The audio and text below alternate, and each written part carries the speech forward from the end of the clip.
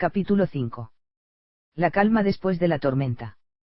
Los estaotarras celebraron la victoria del desierto llenando las dos tabernas que había en el casco después de oír misa en la iglesia de Santa María, volviendo el pueblo a la calma y recordando la derrota que Francia había infligido a España entre 1793 y 1795 en la Guerra del Rosellón o de la Convención o de los Pirineos, los tres nombres dados a la guerra que enfrentó al rey Carlos IV y a la Primera República Francesa tras la ejecución de Luis XVI de Francia el 21 de enero de 1793, al firmar Manuel Godoy, quien representaba al gobierno de España, la adhesión a la primera coalición contra Francia liderada por el Reino de Gran Bretaña para atacar al país vecino por los frentes de Cataluña, Aragón, Navarra y Guipúzcoa con los más de 50.000 hombres que aportaron los reinos de España, Portugal y Gran Bretaña, aunque tal coalición fue derrotada y Manuel Godoy tuvo que firmar la paz con Francia en Basilea, Suiza, obteniendo el título de Príncipe de la Paz, a sabiendas de que tal firma traería miseria al pueblo español y la cesión de una parte, Haití, de la isla de la Española, República Dominicana, a Francia. A raíz de esto España entra en una gran crisis socioeconómica que se ve reflejada en el Concejo de Sestao donde la gente trabajadora comienza a perder más y más poder adquisitivo, teniéndose que endeudar para llegar a final de mes con los usureros y prestamistas, los poderes fácticos de aquella época, los comerciantes, los rentistas, la clase eclesiástica y los pudientes del concejo, poniendo sus casas y terrenos como aval, lo que provoca una gran brecha social en el pueblo.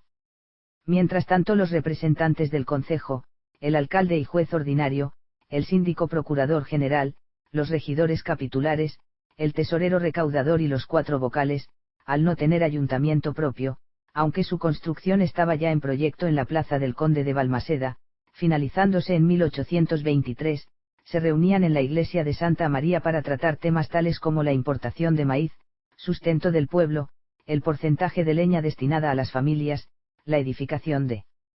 más casas, los impuestos que debían pagar las tabernas, bodegas y casillas, que era como se llamaban a las ventas, en reales y maravedíes sobre el chacoli y el vino clarete, por aquel tiempo el vino preferido de los estaotarras, que se importaba de La Rioja, y otros impuestos con los que el ayuntamiento engordaba las arcas. Además, el consistorio obtenía fondos por hacerse cargo del traslado de presos a la prisión de la Casa de Juntas de Avellaneda y a través de profesionales cualificados como el maestro de primeras letras, el médico, el cirujano, el barbero sangrador, el tesorero y algún abogado que llevaba temas sociales y penales que el ayuntamiento contrataba para dar cobertura, bajo previo pago, a las necesidades sociales que la aldea tenía. Estando Sestao en esta tesitura comienzan a llegar a la aldea algunos rumores que corren como la pólvora por toda la península, que el 2 de mayo una tal Agustina de Aragón ha plantado cara al poderoso ejército francés en Zaragoza haciéndole huir, contándose los muertos de ambos bandos por miles, y que los monjes de Espinosa de los Monteros están formando una milicia compuesta por bandidos, campesinos, niños y mujeres de la zona para hacer frente a las tropas invasoras, viniéndose los vascos en general y los estaotarras en particular arriba por estas noticias y por la primera derrota sufrida por los franceses el 18 de julio de 1808 en el pueblo jienense de Bailén donde cayó el águila imperial francés en manos del general Castaños. Tales hechos hacen que todo el mundo quiera alistarse a las milicias o agruparse en los diferentes grupos de bandoleros para luchar contra el francés, oyéndose ya voces muy irritadas que quieren tomar Bilbao para liberarlo del yugo de Napoleón. Todo esto cuajó en la banda del Tuerto que sumaba ya más de 300 almas dispuestas a seguir a su líder a cualquier lugar, aunque Macías decidió llevarse a Bilbao solamente a 100 bandoleros entre los que se encontraban Tricio, el Oso y el Maestro para apoyar al comandante Luis Power Echevarri que necesitaba hombres y mujeres valientes dispuestos a luchar contra los galos, dejando el resto de efectivos en Sestao, con el fin de salvaguardar el enclave y ayudar a los regimientos Iberia y Toledo que estaban destinados en la localidad. Estos hombres y mujeres que marcharon a Bilbao cruzaron la ría con sus caballos en el barco pasaje de la Punta hasta Erandio, para desde allí dirigirse a Deusto por donde entrarían y conectarían con la resistencia de la villa, que en aquel entonces tenía una población de unas 8.000 personas que se agrupaban principalmente en el Recoleto Casco Viejo.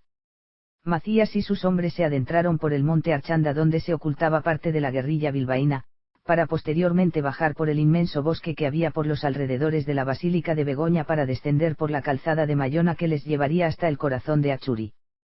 Para la mayoría de los hombres de Macías era la primera vez que veían la impresionante iglesia de San Antón con el ayuntamiento de Bilbao adosado a ella. A decir verdad, muy pocos de los presentes habían estado en la capital de la provincia, por tal razón, cuando vieron el puente de San Antón sobre el río Nervión se quedaron maravillados, alucinando en colores porque solamente lo habían visto dibujado en mapas y dibujos. Al llegar a las inmediaciones del puente de San Antón vieron unos cuantos pescadores del barrio de Marzana y varios monjes del convento de San Francisco que estaban esperándoles para ocultarles en sus humildes casas y en dicho convento hasta que comenzara la revuelta contra el francés. Pasaron por debajo de la puerta de Ibeni y cruzaron el puente hasta la otra orilla donde la banda de Macías se desperdigó por diferentes casas para no levantar sospechas entre la gente pudiente de la villa que se había afrancesado y hacía negocios con empresarios y comerciantes franceses asentados en la villa, respaldando de este modo las políticas sociales y comerciales de Napoleón Bonaparte, aunque a raíz del levantamiento del 2 de mayo en Madrid contra Napoleón, y a causa de los muchos